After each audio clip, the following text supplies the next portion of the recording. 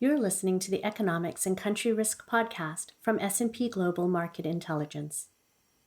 In each episode, our experts will provide you with the where, how, and when to make decisions that transform your business.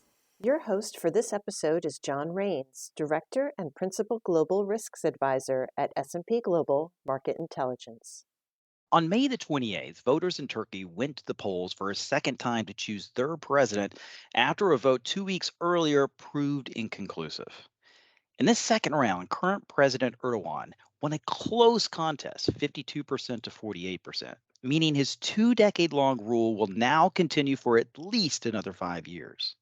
To discuss what his victory means for the country, the region, and the world, we've invited S&P Global Market Intelligence senior analyst Jess Leyland and economist and associate director Andy Birch to discuss the election's wider political and economic implications. Jess, welcome to the show.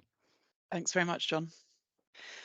Jess, we've been looking at this election for quite some time, and there was a lot of debate what was going to happen here, especially in the first round, where I think it was a bit of a surprise that Erdogan did as well as he did. Tell us, how is it after an earthquake, after an economic crisis, how was it that this president was able to win re-election? So Erdogan has a very strong history and started off his political career actually strengthening the Turkish economy, preventing political infighting that had plagued Turkish politics for years. And more recently, and despite the inflation, despite the earthquakes, the older voters, which do make up a big proportion of his voter base, especially in rural areas, really backed him in his core constituencies. So I think these were underrepresented in the actual voices that we heard in the hubbub surrounding the elections, but he still has strong control and strong support in wide swathes of the country. And I suppose the diversity of the opposition was just not enough to really sell themselves to people that might have voted otherwise. Is this what we saw then in the polls? I mean, a lot of the polls going up to the first round. The second round, a little bit different, but in that first round, a lot of the polls had the opposition actually winning. What you're saying there is that because they weren't able to reach those older voters, or maybe they weren't reaching rural areas, why a little bit of the discrepancy there between what we saw in the polls and then what we saw on election day? I think there was misrepresentation from the polls. They were able to engage younger demographics who have more technological prowess. So if you're doing a Twitter poll or a Facebook poll, you're probably not going to see Erdogan's core group really responding to those polls, and small sample sizes, as well as the fact that a lot of people, especially after the earthquakes, seem to be actually embarrassed to say that they wanted to vote for Erdogan when official inflation hit over 100%, and the government response was widely criticized in the aftermath of the earthquakes. In some ways, it kind of undermines that whole argument that the economy is key. That's where the voters are going to land, is if the economy is doing great, you reelect the government. If it's doing poorly, you vote for the opposition. Again, you're thinking it's mainly social issues are the ones that were key here. Erdogan certainly leveraged social issues in the last 5, 6 years. He's been leveraging things such as the counterterrorism operations against the Kurdistan Workers' Party. He's also been protecting Islamic values within Turkey itself. And he's been looking at pushing Turkey onto the front lines of geopolitics as a significant mediator, all of which has increased the nationalist ideal for Turkey and really played well to his voter base. Now, this did play well, obviously. He won the election, but this always gives a situation, especially for the opposition, to say either one, we contest the results or we don't contest the results. And it also gives reasons for division and unity within opposition to either continue or break apart. I guess the first question here really is the opposition has not contested the results. They believe the votes were counted fairly. What does that mean as far as the prospect for actual protest in Turkey going forward? Are we going to see major protest in Istanbul and Ankara, other locations? Or are people going to be relatively happy with these results, or at least feel confident that they were done correctly, and therefore protest risks are likely to be mitigated? So there have been challenges to the results by various opposition groups against specific ballot boxes across the country for miscounting in the elections. Whether or not these are taken into account, the actual ability of the opposition to challenge these effectively through Turkey's courts is very much reduced by the fact that the judiciary and the Supreme Election Council, who authorized the vote count, have already, as I said, authorized it. And then this would need a judicial rejection, which is very unlikely to come, considering Erdogan and the AKP's consolidation of the judiciary over his tenure. So going back to the protests, Kılıçdaroğlu, the leader of the opposition and opposition candidate, repeatedly called on his supporters to have their voices heard at the ballot box and not to go out and protest. There is also significant security deployment throughout main city centres. This is going to last for weeks after the election. Realistically, we don't expect to see significant anti-government protests at this point, and we don't expect that challenges to the vote will make any material difference to the results. So, in that case, if we're in a situation where at this point the opposition is not going to impact the results, what does this mean for the opposition? Are they going to be able to hang together at this point? The unity of the opposition is likely to be eroded in the coming year, specifically in the run up to the municipal elections in 2024, which is the next big indicator of what we're watching out for. But given the fact that the opposition coalition ranged from centre left or left to strong nationalist right, we actually don't expect them to hold together to pose a challenge to Erdogan or the AKP in the government. And we also expect potential defections towards the ruling party and backing their bills in parliament, which will lead to a disintegration of their coalition and lead to them weakening into the run up to the municipal elections next Wow. year. Wow. So what we're saying here is that the opposition looks as though it's going to fall on some hard times, at least initially, following this election. Thank you so much, Jess. Really do appreciate it. We'll get back to you in just a minute. Andy, get you into this conversation as well. We want to take an economic view here. Obviously, there was some fiscal expansion prior to this election to encourage voters to side with the government. And oftentimes, when we think of macroeconomic or also monetary policy with Turkey, we think of some unconventional approaches. Like, for example, in the past, we saw the lowering of interest rates in order to be able to decrease inflation, which isn't exactly what most economists, maybe like yourself, would advocate. So, with that in mind, what are we expecting coming out of this election? Are we expecting that monetary policy is likely to continue on the path that we saw before, which has caused pretty high levels of inflation, or are we expecting something different this time around? I think broadly, we're expecting a continuation of these policies. What we have seen in advance of the elections, there was, especially on fiscal policy, there was a more pro growth, more aggressive expansionary policy immediately prior, beginning late last year. And then you also saw a lot of pressure on banks to increase credit growth, again, to fill in the gaps, because as you've mentioned, we're in a very high inflation environment and what the fiscal policy couldn't provide to keep up with consumer level of income. Erdogan was pressuring banks, state banks particularly, to increase their credit to kind of fill in those gaps as well. So we will generally expect what are considered Erdonomics of the kind of pro-growth, low interest rate environment. But what there will be is not necessarily a U-turn. And in fact, he has repledged kind of this low interest environment since the election.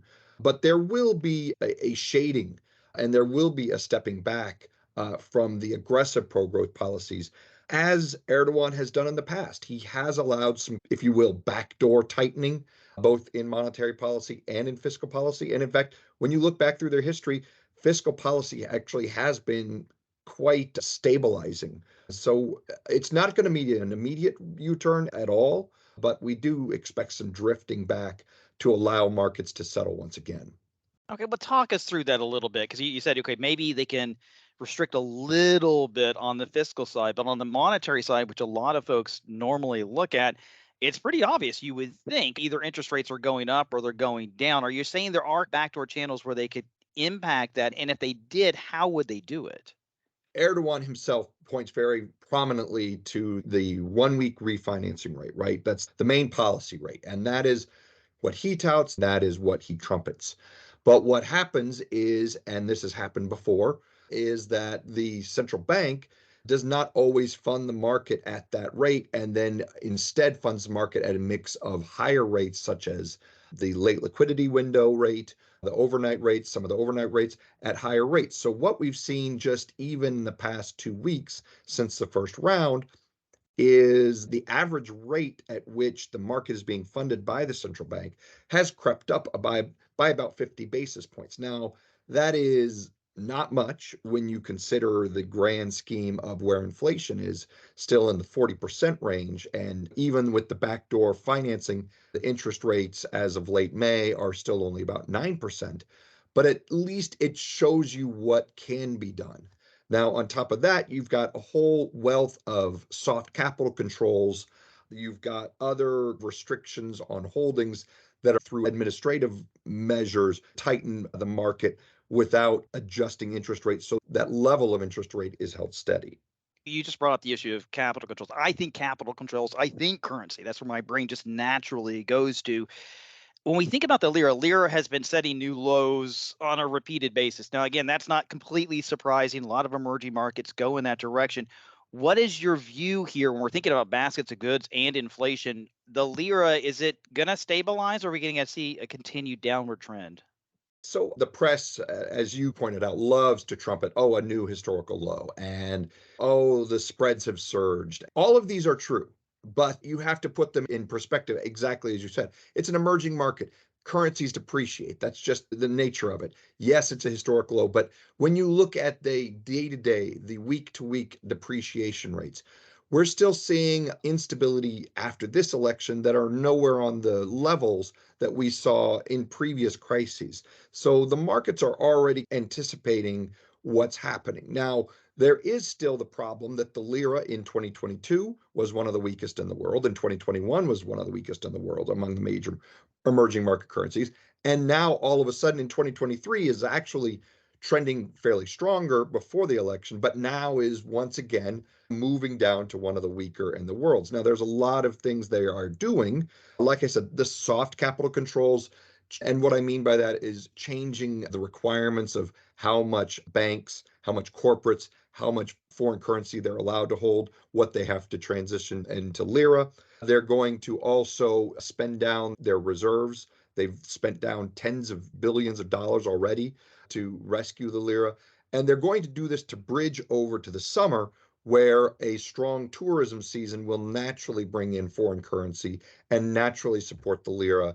And at the end of the summer season, the idea, I'm not in Erdogan's head, of course, but the idea would be that by that time, markets have stabilized, they've gotten used to the continuation of this regime, and that it's back to the kind of the normal level of depreciation that we see in Turkey. That makes sense, Andy. And I think one thing that we're seeing here is that you're talking about the bringing in of foreign capital vis-a-vis tourism or investment. And that does give a pause here because it does give a bit of a lifeline to Turkey. And then looking ahead, it seems like what you're saying is that things might not necessarily be that rosy, but we're not necessarily seeing a crisis on the horizon. I think some people would be surprised. But Erdogan, even though he spouts what we view as controversial economic policies, in the end, he's a pragmatist. He has pushed these markets before to the point of breaking, and then he's allowed some restraint to come in. And even now, there's talk, even in the press, is will a new economics team have more trusted names be brought back in to try to reassure markets? He has pushed the limit before and always tends to step back. Now, again, the rhetoric right now in the heat of the election, he's promising that that won't happen. We still expect that there will be some acknowledgement that markets are ultimately, if the lira crashes, ultimately, if spreads yields soar, that's going to lead to an external financing crisis, and that's bad for the domestic economy. So he wants to push us enough to keep growth going, to keep employment growing, but yet to avoid the financial meltdown. It's what we've seen in the past. It's what we expect. The one caveat I would say, it's like a rubber band. You keep stretching things, it doesn't continue to snap back. So while our baseline is to avoid a major crisis, the risks of a major crisis continue to grow the longer he continues these kind of brinkmanship policies. One of the things that we were looking for that could potentially cause a crisis was really the issue of energy, especially with what's going on with Russia and Ukraine. The possibility that higher fuel prices might lead to, of course, already high inflation occurring inside Turkey. Talk to us a little bit about the energy situation there and about the possibility of continuing or even increasing the level of energy that they're getting from Russia. It is important that Erdogan, and again, as Jess was saying, he's already been this kind of mediator between Russia. He has the connections. If there would have been a change of government, there would be no necessarily guarantee that these kind of energy agreements with Russia that have been in place would continue. You've seen him walk a balance of trying to continue to gain more energy from Central Asia, from Azerbaijan, pulling in energy that way to become less dependent on Russia, while still not stepping on Russia's toes to interrupt some of the deals that are critically important that they have to continue with energy from Russia. Jess, Andy brought up a really good point there, which is that you see this kind of interesting walking line that Erdogan is doing here between Russia and the West when it comes to issues like energy, when it comes to issues like food. How is he able to pull this off? And do we expect any kind of changes now that he's been reelected? We don't necessarily see any changes to his mediatory and intermediary stance between Russia on the one side and NATO, the US, Europe on the other.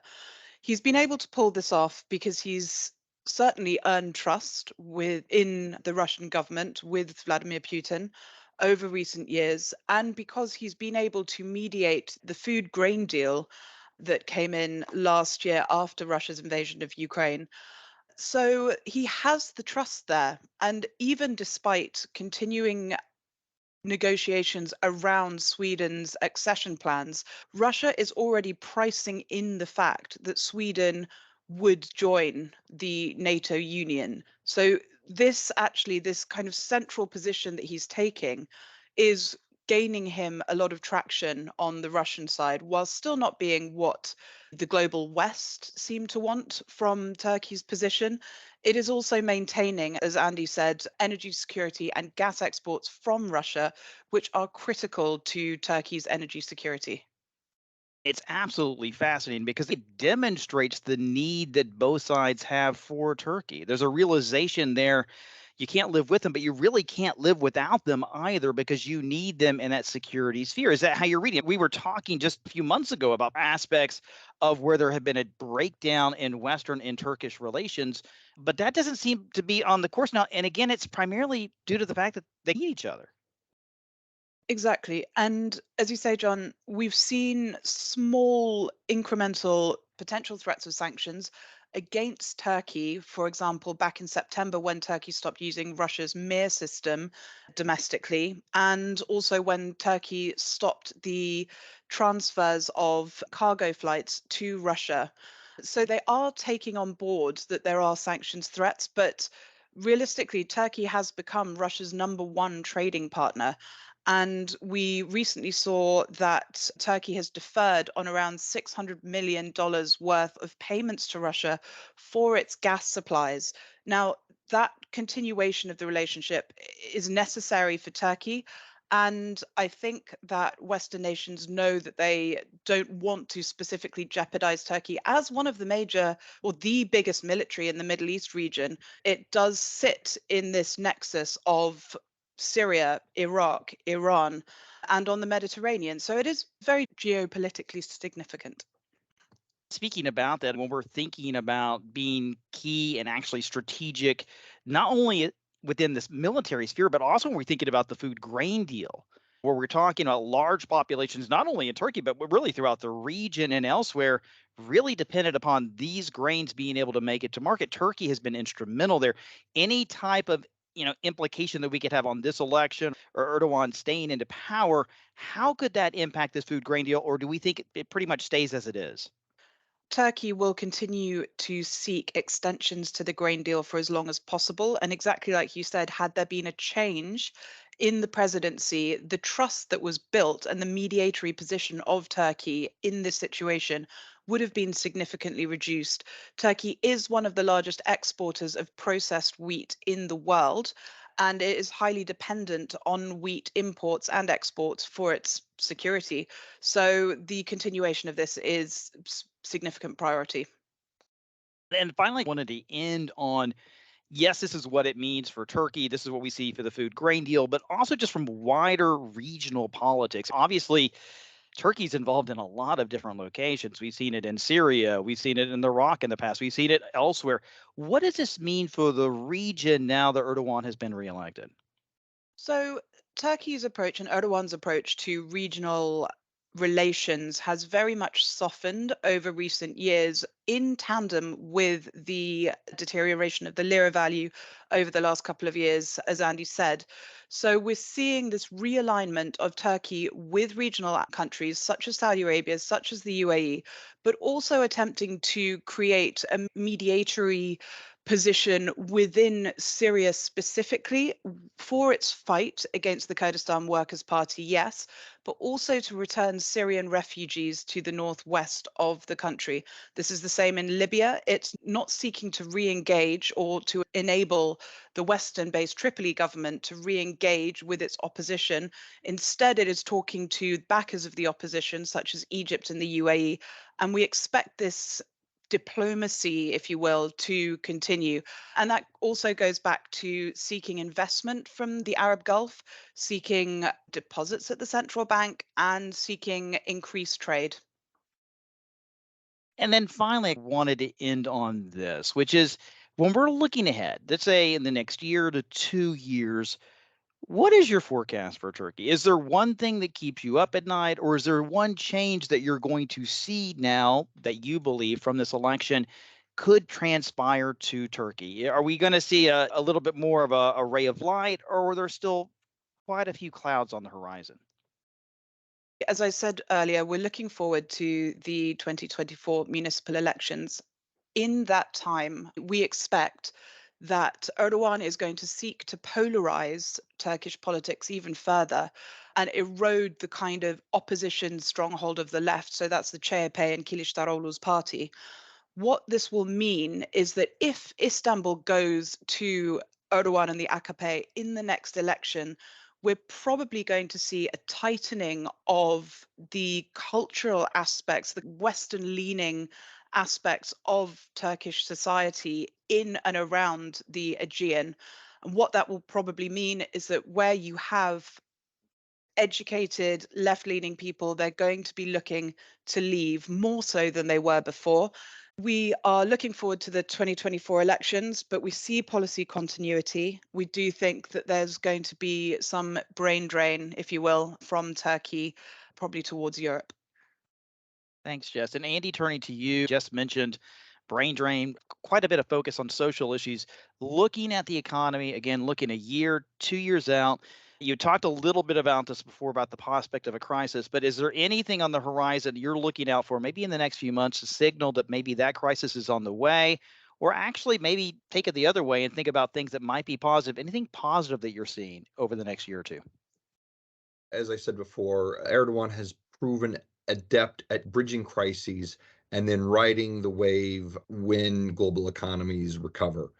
And if he can get by through the next several months through some mix of soft capital controls from foreign capital inflows, from lending from the Gulf countries or Russia, then he does have pro growth policies. So when the global economy is recovering, capital can flow into Turkey. It is a dynamic market, it is a large market. Investors tend to forgive the ups and downs of the Turkish market. So Turkey is in a position to grow when the global economy is doing well. The flip side of that is because of its unorthodox policies, Turkey is typically the emerging market that is the most vulnerable. So when you look across what is hurting most emerging markets, it's hurting Turkey usually at a higher degree. Thank you so much. Thank you, Andy. Thank you, Jess. Really do appreciate your insights. And thanks again to our listeners for tuning in. We encourage you to join us next week when we'll dive even deeper into the forces at work in 2023. Thank you much. Thank you for listening to the Economics and Country Risk podcast. Connect with us on LinkedIn and Twitter, and don't forget to subscribe to the podcast so you never miss an episode.